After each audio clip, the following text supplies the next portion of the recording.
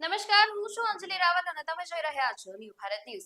મુખ્ય સમાચાર સામે આવ્યા છે કે રાજ્યમાં સાર્વત્રિક વરસાદ રહેશે. ગાજવીજ અને પવન સાથે વરસાદની આગાહી છે, તો સામાન્યથી હળવા વરસાદની આગાહી કરવામાં આવી છે. ત્યારે કચ્છ, મોરબી, સુરેન્દ્રનગરમાં સામાન્ય વરસાદ રહેવાની શક્યતા છે. ત્યારે રાજકોટ, જામનગર, જૂનાગઢમાં પણ વરસાદ રહેવાની શક્યતા વ્યક્ત કરવામાં આવી છે. અમદાવાદમાં વરસાદી ઝાપટા પડી શકે છે, તો સાર્વત્રિક વરસાદની અત્યારે આગાહી કરવામાં આવી રહી છે. ત્યારે 40 થી 50 કિલોમીટર પ્રતિ કલાકની ઝડપે પવન ફૂંકાવાની શક્યતા વ્યક્ત કરવામાં આવી રહી છે. ગીર સોમનાથ, ભાવનગર, બોટાદમાં વરસાદ રહેશે, તો અમદાવાદમાં પણ વરસાદી ઝાપટા પડવાની શક્યતા છે. ત્યારે રાજ્યમાં સાર્વત્રિક વરસાદ છે, તો કચ્છ, મોરબી, સુરેન્દ્રનગરમાં સામાન્ય વરસાદની સાથે રાજકોટ, જામનગર, જૂનાગઢમાં પણ સામાન્ય વરસાદ, અમરેલીમાં પણ સામાન્ય વરસાદની આગાહી કરાઈ છે. તો ગીર સોમનાથ, ભાવનગર, બોટાદમાં પણ વરસાદની શક્યતા વ્યક્ત કરવામાં આવી રહી છે. તો સૌરાષ્ટ્ર કચ્છમાં વરસાદની આગાહી કરાઈ છે અને દક્ષિણ ગુજરાત અને મધ્ય ગુજરાતમાં પણ વરસાદ રહેશે. ઉત્તર ગુજરાતમાં ગાજવીજ સાથે વરસાદ રહેશે અને પવન ફૂંકાશે, તો કચ્છ, મોરબીમાં પણ વરસાદની શક્યતા વ્યક્ત કરવામાં આવી રહી છે. ત્યારે રાજકોટ, જામનગરમાં પણ વરસાદ રહેશે, તો સૌરાષ્ટ્ર કચ્છમાં વરસાદની આગાહી કરાઈ છે.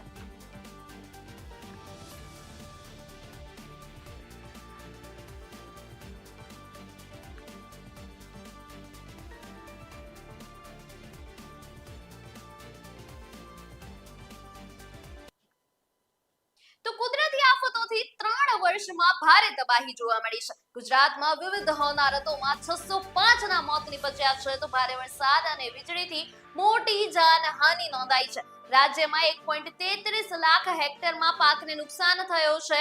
તો કુદરતી આફતોમાં 12,370 પશુઓના મૃત્યુ નિપજ્યા છે. ભારે વરસાદ અને વીજળીથી મોટી જાનહાનિ નોંધાઈ છે, તો રાજ્યમાં 1.33 લાખ જે પાક છે એ ખરાબ થઈ ગયો છે અને પાકને નુકસાન થયું છે. 1.33 લાખ હેક્ટરમાં પાકને નુકસાન થયું છે. ત્યારે ભારે વરસાદ અને વીજળીથી આ મોટી જાનહાનિ નોંધાઈ છે, જેમાં 605 લોકોના મૃત્યુ નિપજ્યા છે અને કુદરતી આફતમાં 12,370 પશુઓના મોત નિપજ્યા છે. કેન્દ્ર સરકારે સંસદમાં જવાબ પણ આપ્યો છે અને જવાબ રજૂ કર્યો છે. ત્યારે ભારે વરસાદને લઈને આ મોટી આફતો જે આવી હતી, એમાં રાજ્યમાં 1.33 લાખ હેક્ટરમાં પાકને નુકસાન થયું છે. તો 2025 અને 26માં 14,000 જેટલા મકાનોને નુકસાન થયું છે. ત્યારે કેન્દ્ર સરકારે સંસદમાં જવાબ રજૂ કર્યા છે અને આ મહત્વના સમાચાર મળી રહ્યા છે કે છેલ્લા 3 વર્ષમાં કુદરતી આફતોથી આ બધી જ હોનારત સર્જાઈ છે. 2025-26માં 14,000 જેટલા મકાનોનું નુકસાન થયું છે. ત્યારે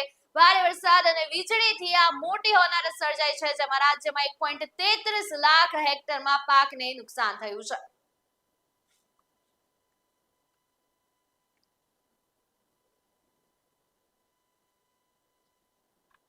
તો આજે મુખ્યમંત્રીની અધ્યક્ષતામાં કેબિનેટ બેઠક યોજાવા જઈ રહી છે, જ્યારે રાજ્યની પ્રવર્તમાન પરિસ્થિતિ પર કેબિનેટમાં ચર્ચા થશે. ભારે વરસાદથી નુકસાનની અને વરસાદી સ્થિતિ પર ચર્ચા કરવામાં આવશે. ત્યારે જળાશયોના જળસ્તર, પાકના આંકડા અંગે પણ ચર્ચા કરવામાં આવશે અને ખાતર, બિયારણનો કૃષિ વિભાગ દ્વારા અહેવાલ રજૂ થશે.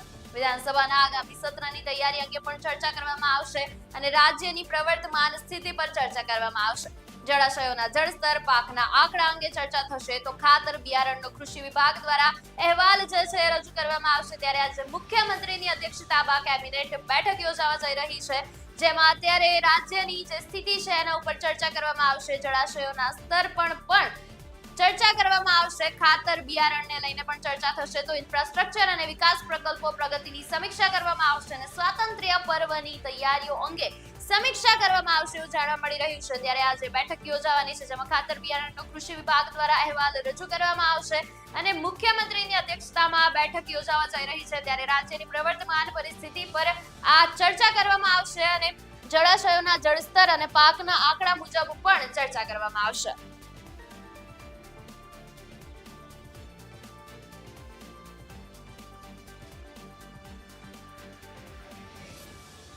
જળાશયોના જળસ્તરને લઈને અને પાકના આંકડા મુજબ પણ ચર્ચા કરવામાં આવશે, એવું જાણવા મળી રહ્યું છે. ત્યારે આજે મુખ્યમંત્રીની અધ્યક્ષતામાં કેબિનેટ બેઠક થશે અને રાજ્યની પ્રવર્તમાન પરિસ્થિતિ પર ચર્ચા થશે. તો ભારે વરસાદથી નુકસાનને લઈને જે ભીતિ સર્જાઈ હતી એને લઈને પણ ચર્ચા કરવામાં આવશે અને ખાતર, બિયારણનો કૃષિ વિભાગ જે છે એને લઈને પણ અહેવાલ મુજબ રજૂ કરવામાં આવશે. ત્યારે રાજ્યની પ્રવર્તમાન પરિસ્થિતિ પર કેબિનેટ ચર્ચા છે આજે અને આજે બેઠક યોજાવા જઈ રહી છે મુખ્યમંત્રીની અધ્યક્ષતામાં.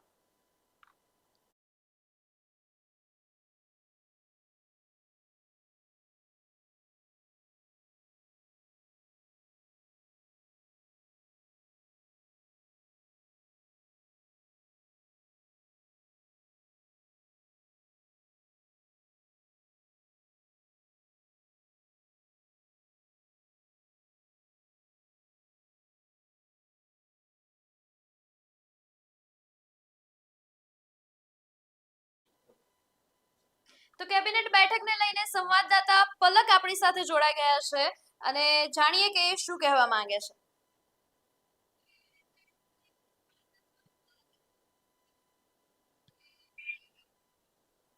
જી પલક, તો આજે કેબિનેટ બેઠક યોજાવા જઈ રહી છે અને લઈને આપ માહિતી આપશો. જી બિલકુલ, સીએમ ભૂપેન્દ્ર પટેલની અધ્યક્ષતામાં આજે જે બેઠક યોજાઈ એમાં વરસાદ અને પૂરગ્રસ્ત વિસ્તારમાં થયેલા નુકસાનની ચર્ચા થવાની છે. સૌથી મહત્વનું છે કારણ કે સુરતમાં જે ખાડીપુરમાં જે વરસાદને લીધે કહેર થયો એની બાદ અમદાવાદમાં પણ રોડ રસ્તાને લઈને જે લોકો પ્રભાવિત થયા, એટલે વરસાદથી જેટલા પણ વિસ્તારો પ્રભાવિત થઈ રહ્યા છે તેની સમીક્ષા કરવામાં આવશે. તેની સાથે અસરગ્રસ્ત લોકો માટે પણ રાહતની પણ ચર્ચા થશે. જે લોકો રાહ જોઈ રહ્યા છે કે ક્યારે એમના માટે કોઈ એક રાહત પેકેજ જાહેર કરવામાં આવે, તો આજે કદાચ જે કેબિનેટ બેઠક યોજાવાની છે એમાં દક્ષિણ ગુજરાતથી લઈને મધ્ય ગુજરાત એટલે અમદાવાદમાં પણ જે વરસાદના લીધે નુકસાન થયું હતું એના માટે રાહતના પેકેજ જાહેર થઈ શકે છે. તેની સાથે સાથે જ અત્યારે જે રોગચાળાની સિઝન છે વરસાદમાં, તેને લઈને ચાંદીપુરા વાયરસનો જે કહેર ચાલી રહ્યો છે તેના અંગે પણ ખાસ એક ચર્ચા થશે, જેમાં 15 ઓગસ્ટના તેની સાથે સાથે હવે આ ઓગસ્ટ મહિનામાં જે 15મી ઓગસ્ટનો જે કાર્યક્રમ યોજાવાનો છે એના અંગે પણ ખૂબ મોટી ચર્ચા થશે કે ક્યાં આગળ જિલ્લા લેવલનો જે કાર્યક્રમ છે એ યોજાશે. તેની સાથે કેબિનેટ બેઠકમાં મુખ્યમંત્રી ભૂપેન્દ્ર પટેલ કોમનવેલ્થ જે ગેમ્સનો બેટન ઓફ ફ્લેગ છે જે ઉપ સીએમ જે છે હર્ષ સંઘવી જે લઈને આવ્યા છે તે ભૂપેન્દ્ર પટેલને ફ્લેગ સોંપવામાં આવશે. તેની સાથે ગુજરાતમાં યોજાનારી કોમનવેલ્થ ગેમ્સમાં માટે પીએમ મોદી તથા મુખ્યમંત્રી ભૂપેન્દ્ર પટેલને પણ અભિનંદન પાઠવવામાં આવશે. જી અંકિત. જી પલક, હવે અમને તમે જણાવશો કે જે આ બેઠક યોજાવાની છે એમાં બધી જ વસ્તુઓને લઈને ચર્ચા થશે અને ખાતર બિયારણને લઈને શું ચર્ચા થવાની છે.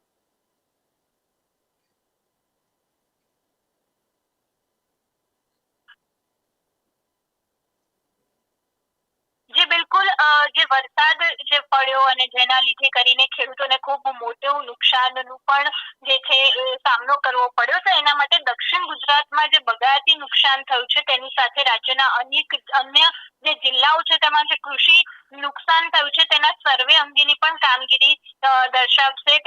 તેની પણ સમીક્ષા કરવામાં આવશે. સાથે જ જે જગ્યાએ વરસાદ નથી પડ્યો કે જ્યાં આગળ હજુ સુધી વરસાદ પડ્યો નથી અને ત્યાં આગળ દુષ્કાળ જેવી સ્થિતિ છે, જ્યાં પાણીની અછત છે, તેને લઈને પણ ચર્ચા કરવામાં આવશે. જી પલક.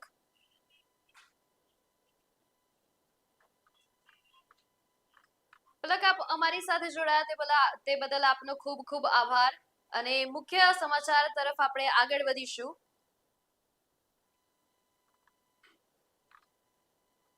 તો મુખ્ય સમાચાર સામે આવ્યા છે કે ગુજરાત યુનિવર્સિટીને ઓટોનોમીનો દરજ્જો મળ્યો છે.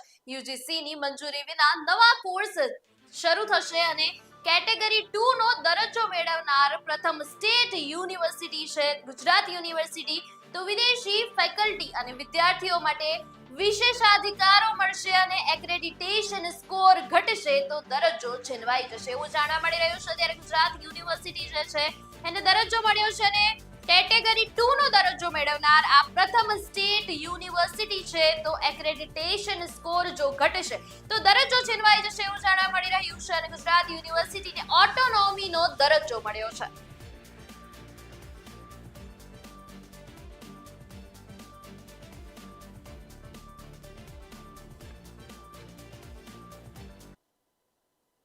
તો વર્ષ 2030ના ઐતિહાસિક કોમનવેલ્થ ગેમ્સની યજમાની મેળવ્યા બાદ ગુજરાતના નાયબ મુખ્યમંત્રી હર્ષ સંઘવી અમદાવાદ આગમન પર પહોંચતા તેમનું ભવ્ય અને ઉષ્માભર્યું સ્વાગત કરવામાં આવ્યું છે.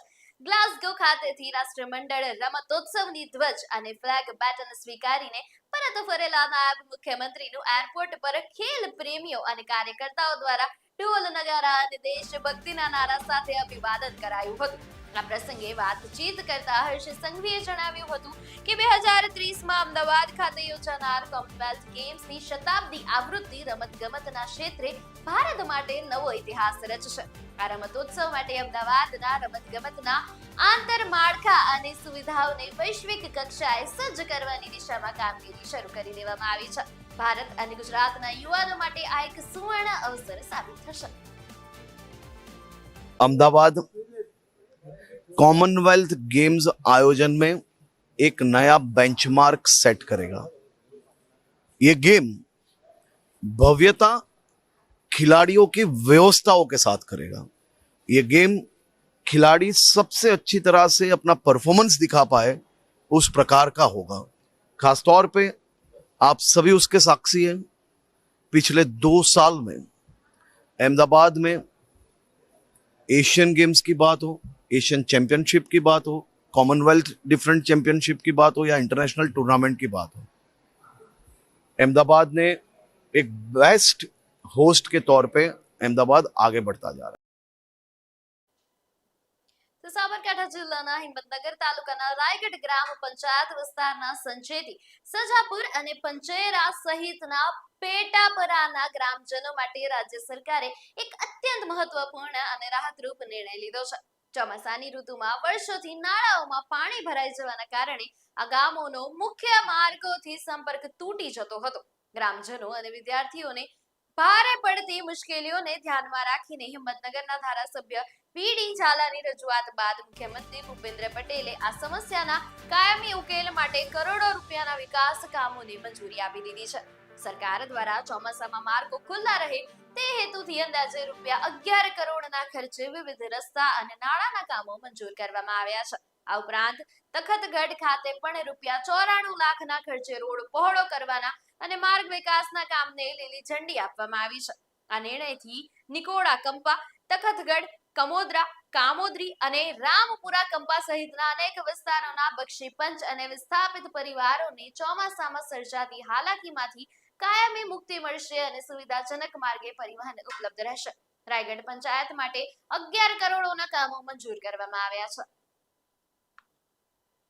હિંમતનગર તાલુકાના રાયગઢ ગ્રામ પંચાયત વિસ્તારના સંચેરી, સજાપુર, પંચેરા વગેરે જે પેટાપરાના ગામો આવેલા છે અને જ્યાં બક્ષીપંચની વસ્તી છે અને વર્ષો પહેલાં એ વિસ્થાપિતો, ડેમના વિસ્થાપિતો તરીકે ત્યાં એમને સરકારે ત્યાં વસાવ્યા હતા, પરંતુ રાયગઢ ગામથી જોઈન્ટ એમના જે ગામ જવાના જે નાળાઓ છે એ સદંતર ચોમાસામાં બંધ થઈ જતા હતા, એટલે એમને ટોટલ રોડ ઉપર આવવાનો સંપૂર્ણ વ્યવહાર મુશ્કેલીમાં મુકાઈ જતો હતો અને એના કારણે ઘણા સમયથી મેં રાજ્યના મુખ્યમંત્રી ભૂપેન્દ્રભાઈ પટેલ સાહેબને આ અંગે રજૂઆતો કરેલ હતી કે ભાઈ જલ્દીથી આ લોકોની સમસ્યા દૂર થાય અને અત્યાર સુધી જ્યારથી ઘણા સમયથી જ્યારથી વિસ્થાપિત થયા ત્યારથી અને વસ્યા ત્યારથી આ અંગેની કોઈ વ્યવસ્થા એમને મળી નથી અને પહેલી વખત હું રાજ્યના મુખ્યમંત્રી ભૂપેન્દ્રભાઈ પટેલ સાહેબની અને એમની સરકારને અભિનંદન આપું છું કે એમને આ ભગીરથ કાર્ય કરી અને એક સામાન્ય જનતાના માટે આ જે વ્યવસ્થા ગોઠવી અને એમને ચોમાસામાં પણ એમને ત્યાં આવવાની કોઈ તકલીફ ન પડે એ સમસ્યાનો લગભગ રાઉન્ડ એબાઉટ 11 કરોડના ખર્ચે જે જોબ નંબર અલગ અલગ ફાળવ્યા છે એ માટે પ્રથમ તો અભિનંદન પાઠવું છું। એવું જ બીજું જે હિંમતનગર વિધાનસભામાં અને તાલુકામાં જે તખતગઢ ગ્રામ છે જે કચ્છી પાટીદાર ભાઈઓનું છે અને પ્રગતિશીલ ગામ પણ છે અને એનો પણ એક રાજ્યના મુખ્યમંત્રી ભૂપેન્દ્રભાઈ પટેલ સાહેબે અગાઉ એક 94 લાખનો જોબ નંબર આપેલ હતો, પરંતુ ગામ લોકો અને આજુબાજુના ગામોની એમાં માગણી હતી કે અમારો રસ્તો પહોળો કરો અને એટલા માટે રાજ્ય સરકારે ગ્રામજનો અને મારી માગણીના અનુસંધાનમાં આ માગણી સ્વીકારી।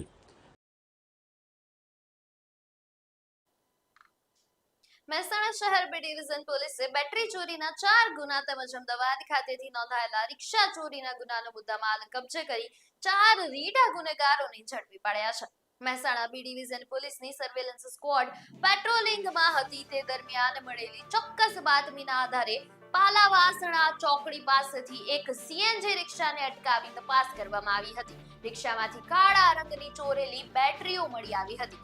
આ આરોપીઓ મહેસાણા ટાઉન વિસ્તારમાં યુજીવીસીએલ દ્વારા અલગ અલગ જગ્યાએ અંડરગ્રાઉન્ડ કેબલ સાથે જોડેલા આરએમયુ બોક્સમાંથી બેટરીઓની ચોરી કરવાની એમો ધરાવે છે।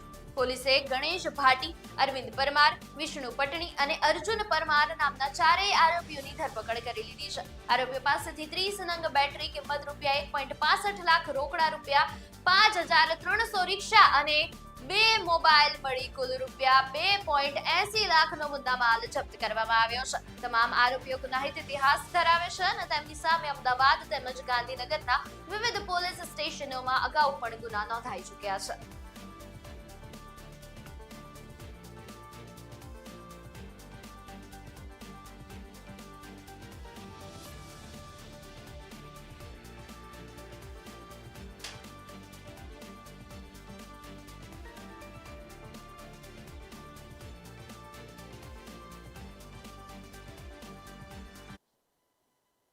વડોદરાથી સમાચાર સામે આવ્યા છે કે શહેરની નજીક અનગઢ ગામમાં આવેલી બેંક ઓફ બરોડાના એટીએમમાં ચોરી કરવાનો નિષ્ફળ પ્રયાસ કરનાર 2 શાતીર તસ્કરોને વડોદરા શહેર ક્રાઇમ બ્રાન્ચે ઝડપી પાડ્યા છે.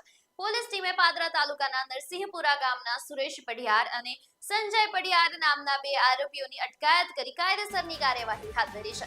ઘટનાની વિગતો મુજબ આરોપીઓ ઓટો રિક્ષા લઈને અનગઢ ગામે આવ્યા હતા અને હથોડા વડે એટીએમ તોડવાનો પ્રયાસ કર્યો હતો.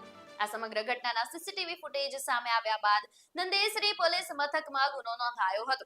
ક્રાઇમ બ્રાન્ચે શંકાસ્પદ હાલતમાં બંનેની અટકાયત કરી પૂછપરછ કરતા ચોંકાવનારી વિગતો બહાર આવી હતી. પોલીસે ગુનામાં વપરાયેલી ઓટો રિક્ષા અને હથોડા સહિતનો મુદ્દામાલ કબજે કરી આગળની તપાસ હાથ ધરી છે.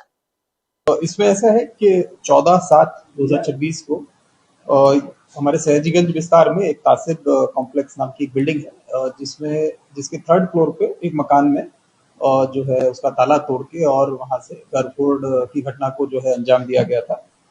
तो उसमें जो विगत बाहर आई थी उसमें ऐसा था कि जो ओनर थे वो बाहर थे 2-3 दिन से, और एक लॉकर जो है एक आरोपी जो है लेके गया था जिसमें लगभग 51 तोला सोना और 400 ग्राम जितनी चांदी की प्लेट और 40,000 जैसा रोकड़ा जो है सामने आया था कि इतना वो लॉकर के साथ ही उसको ले गया है.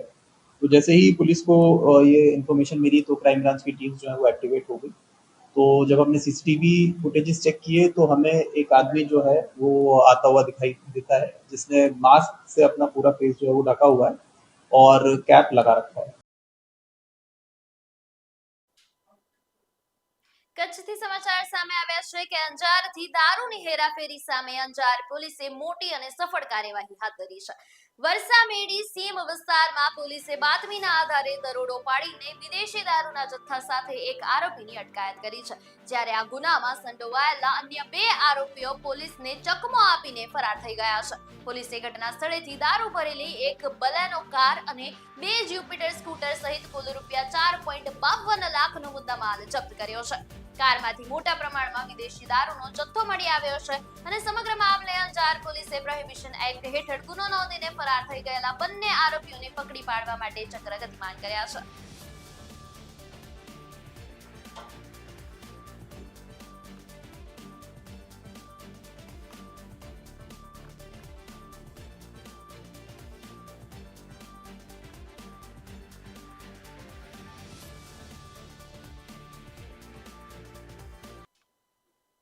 ગુજરાતમાં વિધવા મહિલાઓના આત્મનિર્ભરતા અને ગૌરવપૂર્ણ જીવન માટે રાજ્ય સરકારની ગંગા સ્વરૂપા આર્થિક સહાય યોજના આશાનું કિરણ સાબિત થઈ રહી છે. મુખ્યમંત્રી ભૂપેન્દ્ર પટેલના નેતૃત્વ હેઠળ વર્ષ 2025 અને 26 દરમિયાન રાજ્યની 17.60 લાખથી વધુ ગંગા સ્વરૂપા બહેનોને રૂપિયા 2,654.83 કરોડથી વધુની આર્થિક સહાય સીધી બેંક ખાતામાં જમા કરાવવામાં આવી છે.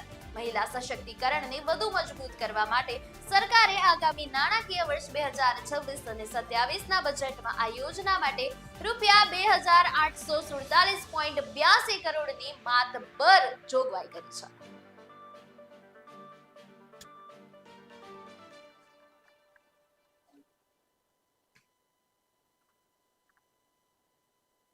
મારું નામ સુશીલાબેન કૃષ્ણકુમાર કરગથરા છે. હું જુનાગઢ જિલ્લામાં રહું છું અને હું 6 વર્ષ થયા વિધવા સહાય લઉં છું. એનાથી મને ઘણો ફાયદો છે. મારું ગુજરાન હાલે છે.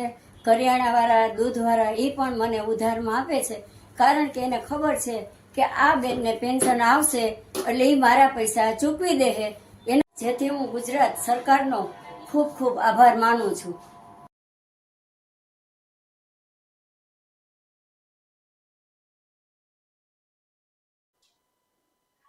વડોદરાથી સમાચાર સામે આવ્યા છે કે દંતેશ્વર ગામના તળાવમાંથી એક સલૂન સંચાલકની લાશ મળી આવતા સમગ્ર વિસ્તારમાં અરેરાટી વ્યાપી ગઈ છે. આરવી દેસાઈ રોડના રહેવાસી અને સલૂન ચલાવી પરિવારનું ગુજરાન ચલાવતા 55 વર્ષીય હિતેશભાઈ ભાટિયાએ તળાવમાં ઝંપલાવીને આપઘાત કર્યો છે. પ્રાથમિક માહિતી મુજબ હિતેશભાઈ મોડી રાત્રે પોતાના ઘરેથી કાર લઈને નીકળ્યા હતા અને દંતેશ્વર તળાવ કિનારે કાર પાર્ક કર્યા બાદ પાણીમાં પડતું મૂક્યું હતું. ઘટનાની જાણ થતાં જ ફાયર બ્રિગેડે તળાવમાંથી મૃતદેહ બહાર કાઢ્યો હતો અને બનાવ અંગે પરિવારજનોને જાણ થતાં જ સ્થળ પર ગમગીન માહોલ સર્જાયો હતો. પ્રાથમિક અનુમાન મુજબ ઘર કંકાસથી કંટાળીને તેમણે આત્યંતિક પગલું ભર્યું હોવાનું સામે આવ્યું છે. હાલ મકરપુરા પોલીસે મૃતદેહનો કબજો મેળવી કાયદેસરની તપાસ હાથ ધરી છે.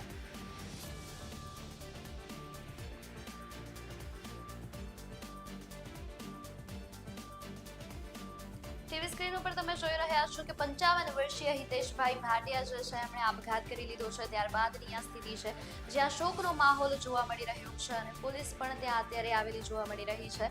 અને જેમ સ્ક્રીન ઉપર દેખાય છે કે લોકો અને પરિવારજનો જે છે ત્યાં ઘટના સ્થળે ઉમટી પડ્યા છે અને ગમગીન માહોલ અત્યારે સર્જાયો છે ઘટના સ્થળે. ત્યારે 55 વર્ષીય હિતેશભાઈ ઘર કંકાસના કારણે તળાવમાં ઝંપલાવી ગયા છે અને દંતેશ્વર તળાવમાં એમણે પડતું મૂકી દીધું છે. ત્યારબાદ એમનો આપઘાત થયો છે. ત્યારબાદની આ જે દ્રશ્યો છે તમને સ્ક્રીન ઉપર જોવા મળી રહ્યા છે કે જ્યાં જે લોકો છે એ જોવા મળી રહ્યા છે અને આજુબાજુના લોકો ત્યાં આવી ગયા છે અને ગમગીન માહોલ અત્યારે ત્યાં જોવા મળી રહ્યો છે.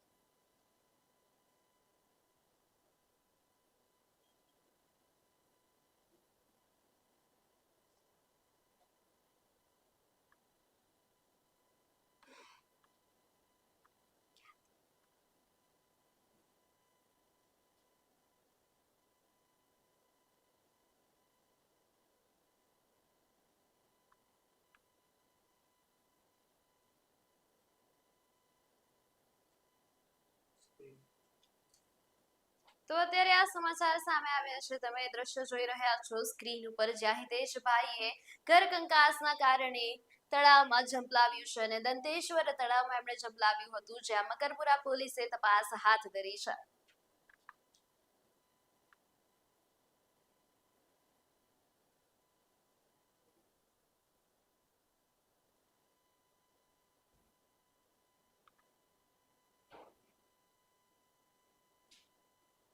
તો એક ખૂબ જ મહત્વના સમાચાર અત્યારે સામે આવી રહ્યા છે અને ન્યૂ ભારત ન્યૂઝ તમે જોઈ રહ્યા છો. ત્યારે આરબીઆઈએ રેપો રેટ 5.25% કર્યો છે. હોમ લોનની ઈએમઆઈ માં ઘટાડો થશે તો કાર લોનની જે ઈએમઆઈ છે એમાં પણ ઘટાડો થશે. ત્યારે રેપો રેટ 5.25% કરવામાં આવ્યો છે અને ઘટાડો નહીં થાય તો હપ્તા હાલ જે છે યથાવત રહેશે. કાર લોનના હપ્તા યથાવત રહેવાના છે તો નવી લોન હાલના વ્યાજ દરે જ મળશે. અને આરબીઆઈ તરફથી આ મહત્વના સમાચાર સામે આવ્યા છે કે 5.25% રેપો રેટ જે છે યથાવત રાખવામાં આવ્યો છે અને કાર લોનના હપ્તા જે છે એ યથાવત રહેશે અને કોઈ જ ફેરફાર નહીં આવે તો નવી લોનના હાલના વ્યાજ દરે જ નવી લોન મળશે. અને આરબીઆઈ તરફથી આ સમાચાર સામે આવ્યા છે કે 5.25% જે છે રેપો રેટ રહેવાનો છે અને કાર લોનના હપ્તા હાલમાં એવા ને એવા જ રહેશે તો નવી લોન હાલના વ્યાજ દરે મળી રહેશે એવું જાણવા મળી રહ્યું છે. આરબીઆઈ તરફથી આ સમાચાર સામે આવ્યા છે જ્યાં નવી લોન હાલમાં એના એ જ દરે મળવાની છે, વ્યાજ દરે મળશે અને વૈશ્વિક અસ્થિરતાથી મોંઘવારીનું દબાણ જે છે વધી ગયું છે.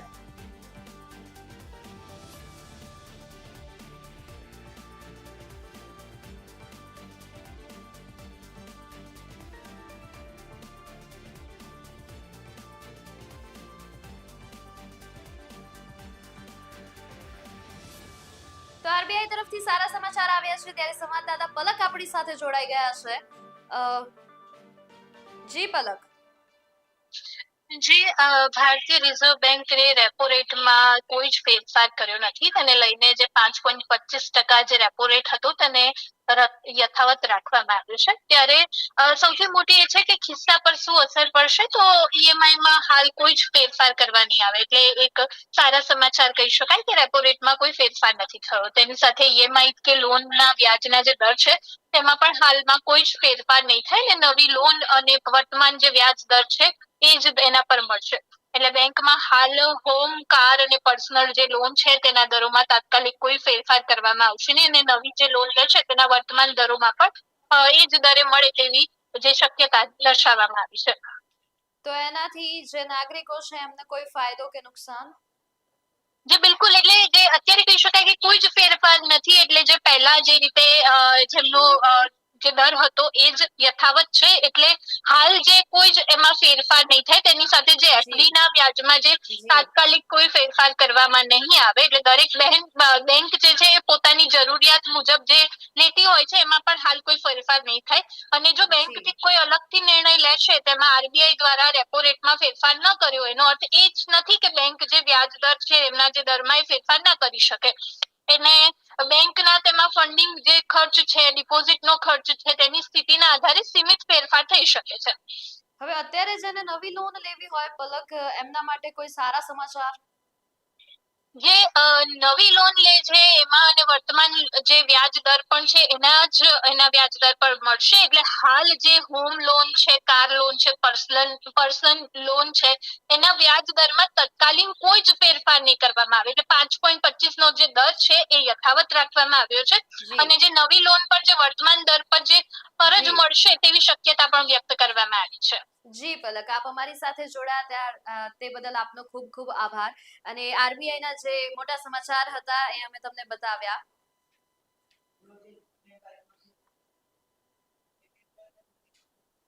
તો સમાચારમાં હાલ માટે બસ આટલું જ. વધુ સમાચાર માટે જોડાયેલા રહો ન્યૂ ભારત ન્યૂઝ સાથે. નમસ્કાર.